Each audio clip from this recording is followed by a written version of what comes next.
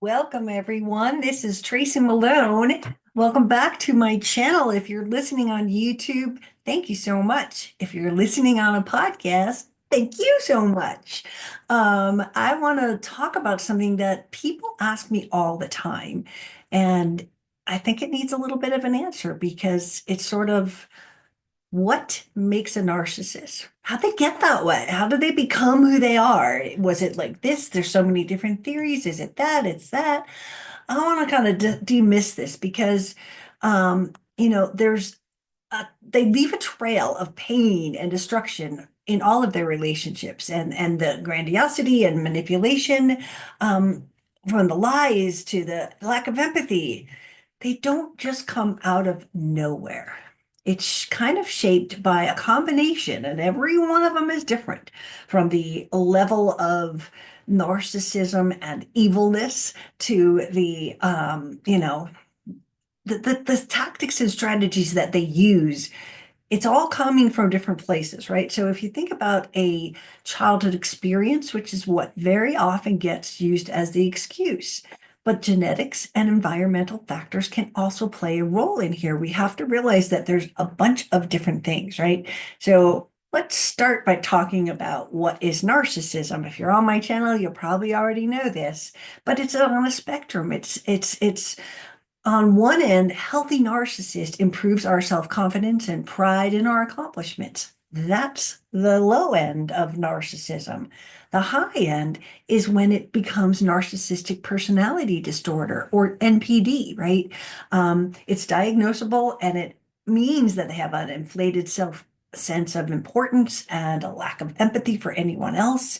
And they also have that need for admiration. Like they need that need for admiration is the need for supply to tell them how amazing they are. So let's start by talking about the role that childhood has in their shaping of a narcissist, right? Um, the first thing that generally gets sort of pointed to the narcissist is if they grew up with extreme praise or harsh criticism, they can develop narcissistic traits as a coping mechanism, right? So how does it like if you're being praised and you're such a good kid, how do you end up being there, right? What happens is it creates this you know, if you're boosting your child with their achievements and oh my God, they're so amazing, you're the best, like how all the kids get the soccer trophies, right? Um, but if there is no fostering of humility, right, the child can grow up believing that they are inherently superior to other people. And that's where it goes on the dark side, right? Again, your kid's getting a soccer trophy. It does not mean that they're going to be a narcissist. I'm just trying to make a point out that often the narcissists were coddled and got so much praise that they didn't even have to do anything. So therefore, when anything that they do, they want that same kind of praise. They need that affirmation from everyone else that they're so good. That's where the excessive praise comes in. The other end of that spectrum, because we love spectrums here, is if they get harsh criticism, right? If they were subjected to harsh criticism and unrealistic expectations, they can develop a fragile self-worth, right? So to compensate for it, they construct this grandiose self-image to protect them from feeling inadequate, right? Um, the other way is a lack of emotional validation, right? These can emerge in children who are not emotionally validated. This also happens when, they are in a neglect situation with their parents and they are just not emotionally validated. So they don't learn to suppress their authentic self. They have to gain approval. They're always striving to do better. You've heard of those narc parents that make kids do that, right? Let's talk about those narc parents because they're the next thing that we have to think about. And most of the time, this is what gets blamed for them being a narcissist is that they're modeling their parents' behavior. If they were raised by a narcissist, there's a really good chance that they will be a narcissist, right? There's a more than 50-50 chance that they will adopt those kinds of behaviors as a coping mechanism, right? If their parents are always demanding perfection, they also use the child to fulfill their own needs, and they create an environment where love and validation are conditional, right? Trauma and neglect are another reason. This is also part of the family thing, right? If they have that trauma and sort of neglect as a child, then they can end up feeling rejected or abandoned, and they adopt the narcissistic behaviors to control their environment, to manipulate people so that they feel better about themselves, right?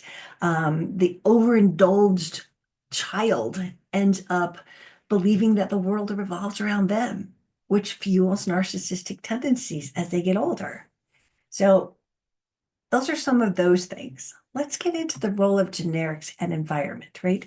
So, the genetics often suggests that a type of temperament may influence a narcissistic trait. So, their environment, such as societal factors and, just this emphasis on material success. You're not good enough unless you reach this, unless you're as good as them. You do better, right?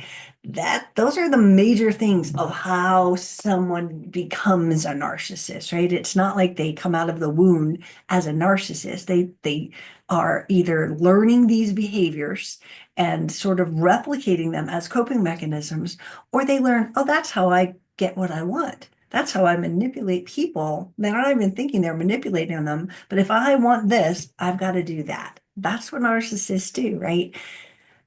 And I want to just bring into this little part here just another minute or so, but the two different types of narcissists, because if you're watching this video of how a narcissist is made, you might not understand the differences, right? The grandiose narcissist is the one who is stereotypical, right? They're confident, they're entitled, they're self-absorbed, everything has to be about them. But then there's the vulnerable, covert narcissist. This is the one that is often categorized by like hypersensitivity, insecurity, and a deep feel of rejection, right? But to come into this situation, they are using like the neglect and harsh things that they had, and the narcissistic traits come in to be a defense mechanism, right? So either way, their environment was shaped by how a narcissist is made, whether again through family, through learned behaviors, through genetics. There's not a lot of evidence on that one yet, but it certainly is something that we need to think about because there's a little bit out there. So the next part I just want to answer here is, can narcissists change? Because if you're wondering how they're made, can they change? Can't they just fix what they learned in childhood? Not so much. It's like asking my can to change and say, could you magically just change? You can't change somebody's personality, especially if it's a disorder like NPD. They can go to therapy, they can improve, but they generally always slide backwards. They generally are only in therapy because someone's making them, like an ultimatum, like you get therapy or I'm leaving you. You get therapy or you lose your job. Whatever it is, these are the things and the reasons that they go there. Because narcissists don't see their behavior as a problem.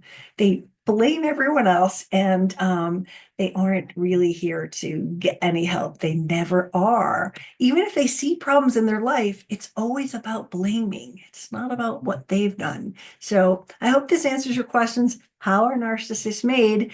Again, this is Tracy Malone. Thank you so much for joining me. If you are looking for more information about narcissistic abuse, please visit my website, narcissistabusesupport.com. So much information. You will find blogs and handouts and red flag checklists and anything that you need. I will look forward to hearing from you and seeing you in the next episode. Thank you so much.